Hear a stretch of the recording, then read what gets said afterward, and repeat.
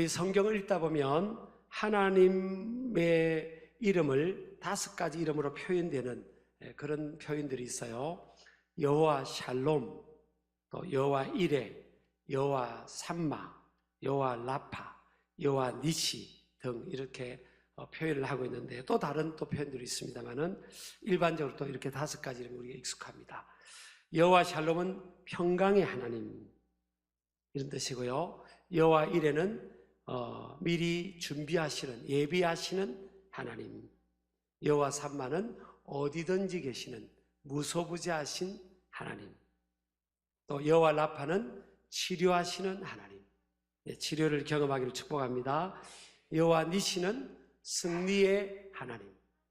여호와는 나의 승리, 나의 깃발 이런 뜻이에요.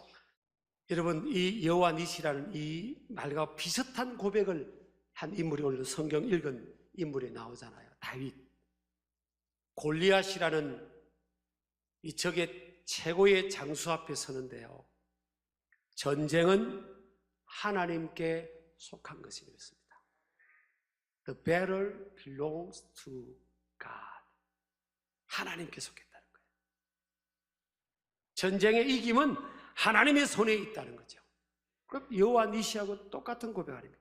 하나님이 쓰시는 사람들은 시대를 초월해서 이렇게 믿음이 있는 사람이에요. 참 믿음이 있는 사람. 이런 사람이 승리하게 되는 줄을 믿으시기 바랍니다. 아멘이죠? 따라합시다. 전쟁은 하나님께 속한 것입니다. 믿으시기 바랍니다. 전쟁은 누구에게 속했다고요? 하나님께 속했어요.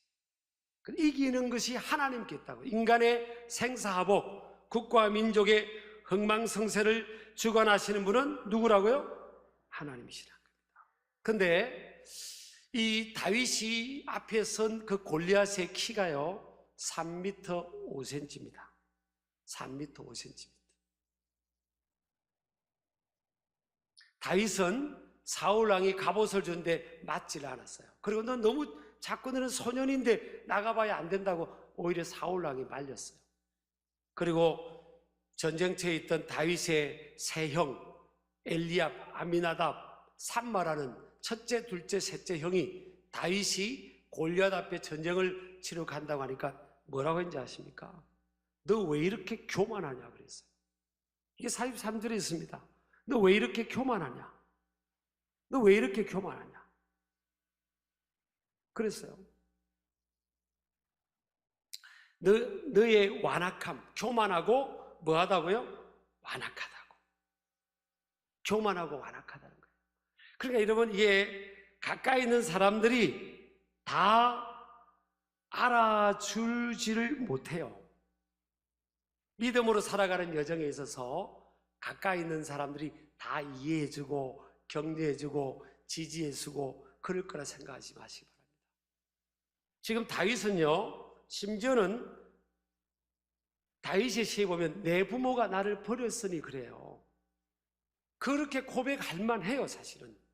자, 사무엘이라는, 요즘으로 말하면 살아있는데 빌리그램 같은 목사님이 지금 다윗의 집에 신방을 오는 겁니다.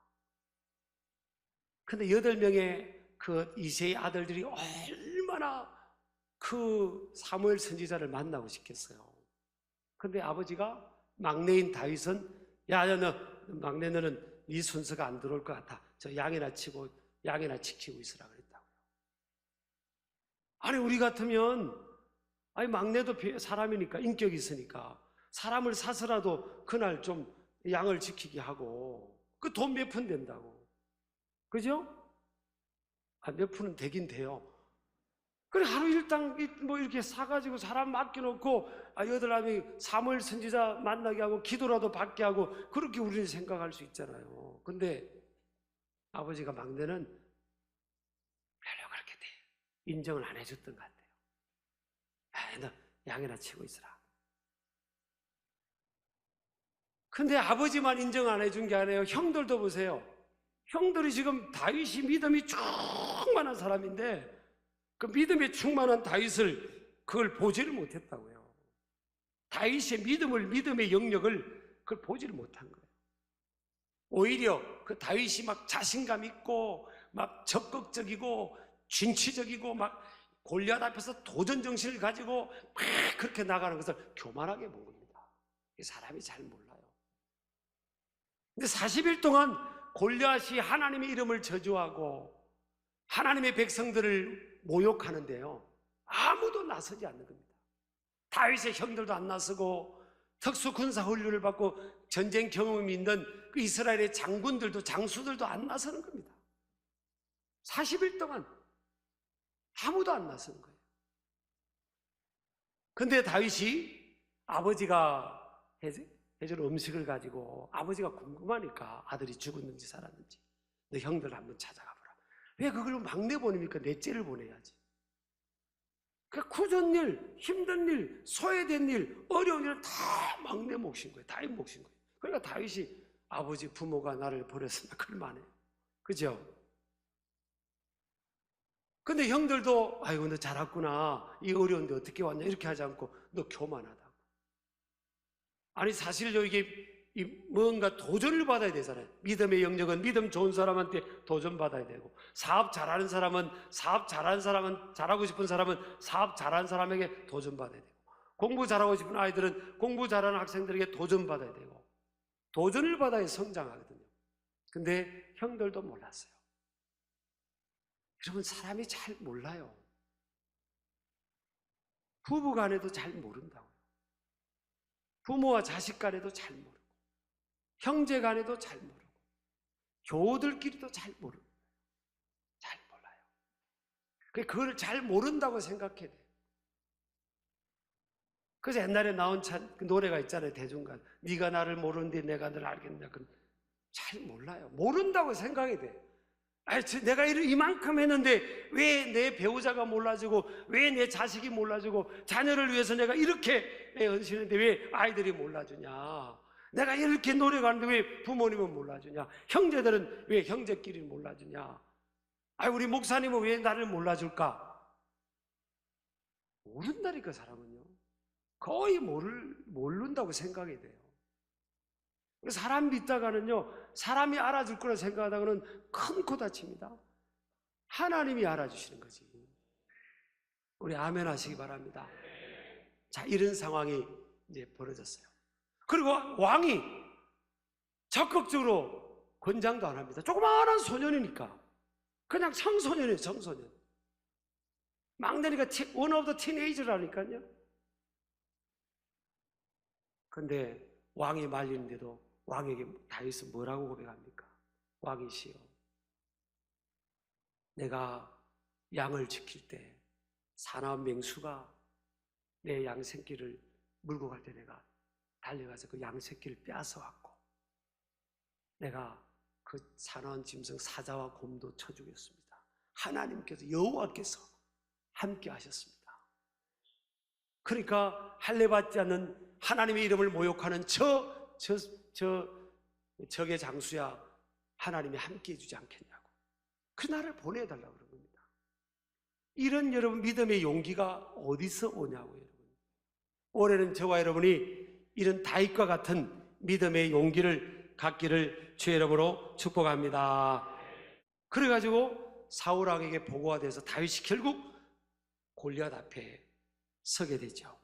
근데 가만히 보면요, 참 특이할 것은 지금 다윗이, 골리앗이 막 다윗에게 달려오는 게 아니에요.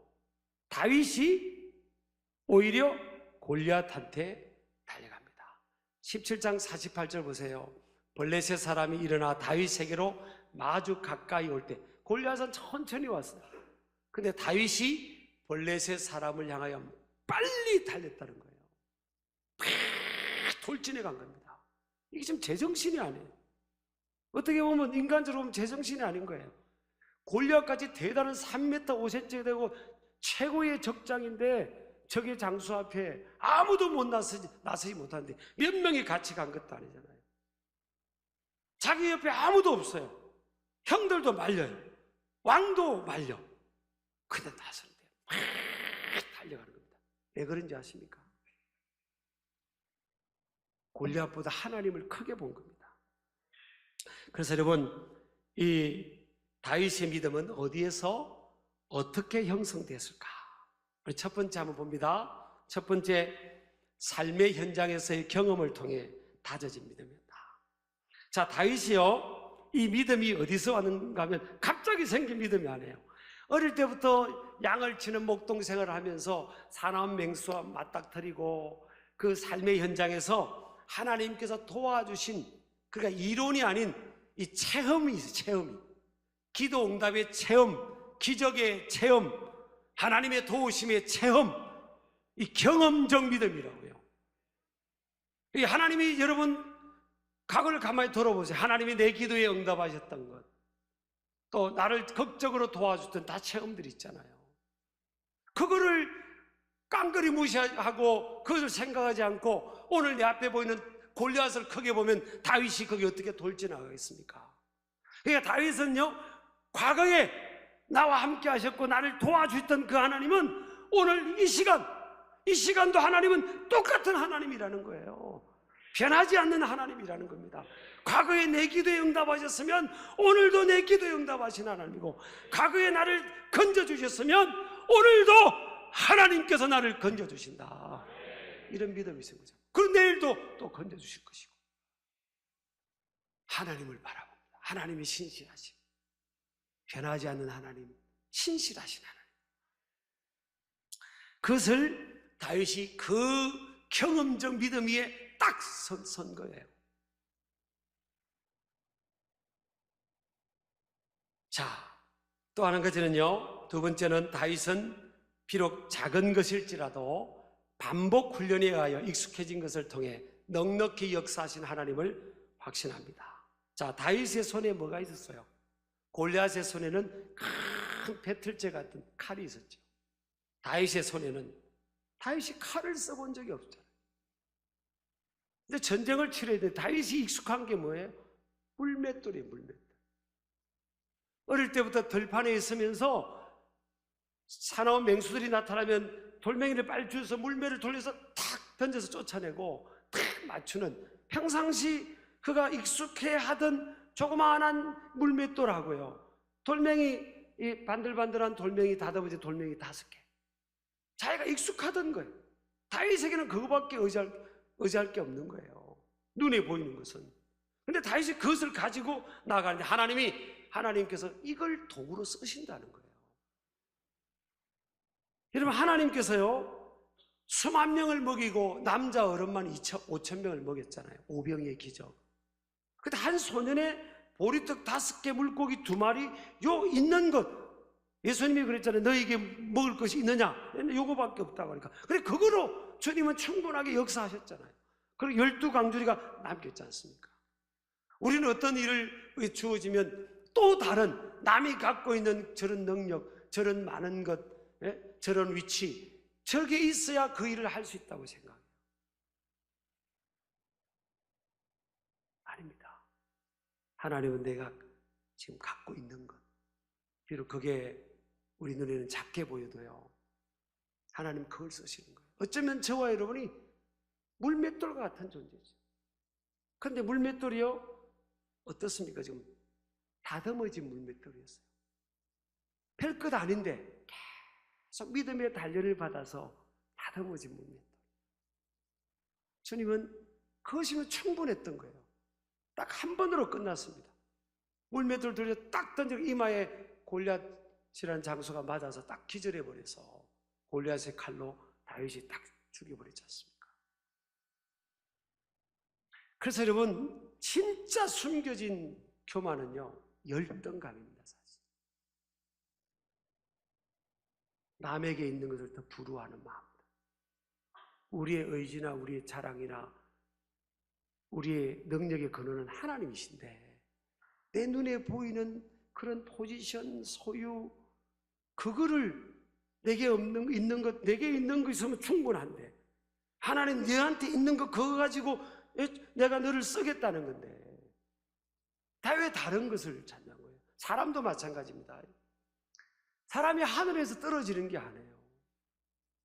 하나님은 실수하지 않는 하나님이잖아요. 주사위를 2번 던지지 않는다고 했잖아요. God doesn't play dice라고 했지 않습니까? 그럼 나한테 우리 부모 입장에서 봅시다. 자녀를 주셨어요. 자녀가 부모의 눈에 볼 때는 부족하게 보이죠. 성장 과정. 하나님은 우리에게 주신 거예요. 그 자녀를 향한 계획이 있는 거예요. 우리 눈에는 부족한데 하나님은 그 자녀를 통해서 하나님의 계획을 이루고 싶은 거예요. 근데 왜 그 자녀를 키우면서 다른 집에 공부 더 잘하는 자녀를 부러워하고 더 이런 자녀를 더 비교하고 그런 마음들이 있는 거예요. 그게 여러분 사실 숨겨진 교만입니다. 그 있는 그 자녀로 나중에 충분히 하나님께서 다듬어서 하나님이 물맷돌처럼 쓰시겠다는 거예요. 쓰시겠다. 우리 아멘 하시기 바랍니다. 자, 그 다음에 세 번째는요, 다윗의 믿음의 출처가 또 어디서 올까 보면 하나님을 향한 사랑입니다. 다윗이 하나님을 뜨겁게 사랑한다. 그러면 이렇게 말할 수 있죠. 아니, 그 당시에 하나님을 다 믿는 하나님 백성들, 군인들이 다 하나님 믿는데 하나님 사랑하죠. 뭐 제가 볼 때는요, 하나님을 지극히 덜 사랑합니다. 왜 그런지 아세요? 지금 우리가 누군가를 사랑하면요, 사랑의 대상이 불명예스러움을 당한다든지 어려움을 당한다. 그러면 사랑하는 사람은 그 대상을 향해서 거룩한 분노를 내든지 뭔가를 하게 돼 있어요. 지금 다윗은 딱 거기 심판을 하는데 나이가 제일 어렸는데 그 형들도 가만히 있는데 하나님을 모욕하잖아요. 저기 하나님을 모욕하고 하나님의 택한 백성들을 모욕하고 있다니까요. 다윗이 뚜껑이 열린 겁니다. 무참한 거예요. 다윗이 막 열을 부린 거예요. 그게 이제 사울 왕한테 보고가 들어간 거잖아요. 여러분 자녀나 가족이 불명예스럽게 막 이유 없이 손가락질 하는데 가만히 있으십니까? 몸을 던지고 목숨을 던지는 거죠. 다윗이 하나님 사랑하니까 하나님 조롱하고 하나님 모욕하는 걸 참지 않습니다. 그래서 다윗은 하나님을 너무너무 사랑하는 거예요. 하나님의 이름이 모욕받으면 목숨을 걸고 그것을 막아서는 사람이 다윗이었어요. 여러분, 부모가 모욕을 받는데 자식이 가만히 있어요? 그게 자식입니까? 부모가 노아가 그러잖아요. 노아가 포도 농사를 짓고 포도를 막 맛봤겠죠. 첫 농사를 짓고 홍수 끝나고 막 너무 신기하니까 그리고 발효된 포도 열매를 먹고 그냥 노아가 그냥 취해버렸잖아요. 술 잘 먹는 사람이 안 취합니다. 못 먹던 사람이지. 알코올이 그럼 취해버리잖아요. 그러니까 노아가 완전히 옷도 벗고 그냥 인사불성이 되어버린 거예요. 아버지가. 그때 함이요. 원래 꼴날이 그랬습니다. 아들이. 자, 아버지 보라고. 형하고 동생 데려와가지고 저거 보라고 그랬어요. 셈하고 야벳은요, 아버지를 보지 않고 뒷걸음질 쳐서 덮어줬어요. 그래서 셈하고 야벳이 복을 받는 거예요.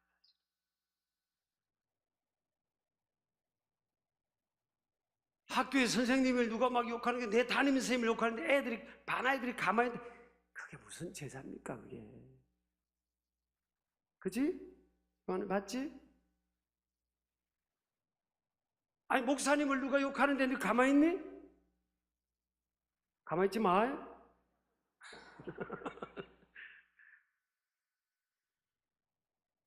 나는 어릴 때부터요, 우리 고향교회 목사님 누가 이렇게 하면 내가 완전 선배들한테도 맞섰습니다. 멱살 잡진 않았지만 선배님 지금 뭐 하시는 겁니까 지금? 그래서 다 바짝 듣습니다. 싸우진 않고. 그 선배님들요, 타락해버렸어요. 어느 날 제가 고향을 갔더니 교회도 안 나오고 술집에 앉아서 술을 드시고 영적으로 타락해버리고. 저는 그래도 여러분, 존귀한 여러분 앞에 제가 참 복받았지 않습니까? 여러분 앞에 서서 이렇게. 해보세요. 아버지도 몰라주고 대단한 사람은 몰라줄 수도 있어요. 그리고 옆에 누군가 몰라주면 내가 대단하게 될 것같은가 보다. 너무 무시당하면 나 크게 쓰시는가 보다. 그렇게 생각하세요. 아셨죠? 예. 그 별것 아닌 같은 양똥이나 치는 것 같은 다윗이 하나님이 왕으로 세워버리지 않습니까? 왕으로. 여러분, 하나님은 참 그 소년이, 청소년이, 저 조그마한 조이 같은 저런 애가 골리앗 3m 2배, 3배 되는 그 거구를 어떻게 이기겠습니까? 하나님이 그렇게 하시잖아요. 하나님의 능력은 대단합니다. 위대합니다. 네 번째, 이 다윗의 믿음은 어디서입니까?